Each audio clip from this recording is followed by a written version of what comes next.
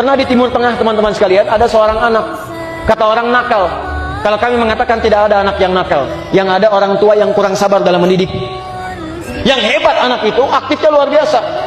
Permainannya di mana-mana, semua dipakai mainan. Ibunya satu kali masak, karena suaminya mau kedatangan tamu. Begitu masak, sudah bagus, siap dihidangkan. Tiba-tiba anaknya datang, bawa mainan, mainannya pasir, teriak-teriak, "Umi, umi, umi, umi, ibu, ibu, ibu, ibu." Ditaburkan pasirnya di makanan yang sudah jadi itu. Beng. Kisah nyata, bukan rekayasa. Pertanyaan saya, ibu, kalau suami kedatangan tamu, ibu masak tuh. Tamu udah mau datang, masakan sudah jadi. Anak ibu datang yang 5 tahun, Masya Allah, yang disayang-sayang itu, bawa pasir. "Mama," siram semua masakan. Pertanyaan saya, bagaimana respon ibu pada saat itu? Tuh. Kalau ibu nggak tahu konsep ini, wah, pasti nggak enak nih. "Kamu ya, anak siapa sih?" "Oh, anak siapa?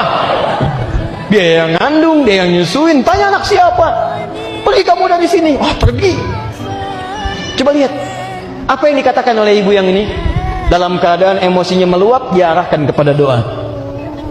"Anta idhab ilal haram takun imaman fi." Kamu ini pergi kamu ke Masjidil Haram sana, jadi imam di sana. Anak kecil datang bawa pasir, nyiram masakan ibunya yang sudah jadi, meluap perasaan di ibunya. Kata ibunya, dia paham rumus ini. Pergi ke Masjidil Haram jadi imam ya. Allahu Akbar. Dia tahu makanan bisa diganti, tapi anak gak ada yang bisa diganti. Awas, hati-hati. Awas para ayah juga, awas. Ibu, jangan karena main WA kemudian anak rewel, tiba-tiba Anda menjewer anaknya. Yang dibanting tuh WA-nya. Jangan WA anak ambil, jangan WA Anda ambil, anak di WO. Bukan Anda jewer anaknya, handphone yang dibanting. Karena tugas Anda kepada anak lebih penting dibandingkan tugas Anda WA-an. Balik sini. Jadi imam di sana ya. Apa yang terjadi? Kemudian hari anak itu benar-benar jadi imam di Masjidil Haram. Bahkan sekarang beliau ketua dewa imam di 2 masjid suci, Masjidil Haram dan Masjid Nabawi. Dialah Syekh Abdurrahman As-Sudais. Ibu tuh doa. Yang kedua, saya tutup. Tenang Bu ya, ini masih ada 3 poin lagi ya. Kita simpan dulu. Yang kedua, berdoa dengan bahasa yang menyentuh. Dalam Al-Quran itu setiap doa selalu diungkapkan dengan kalimat yang menyentuh. Sedangkan Allah Maha Perasa. Sedangkan perempuan, khususnya seorang ibu, nilai rasanya lebih kuat dibandingkan dengan laki-laki. Maka ibu cari bahasa yang menyentuh. Misal, ini kasus nyata. Saya dulu pernah mengasuh satu pesantren, kedatangan seorang ibu. Dia adukan anaknya.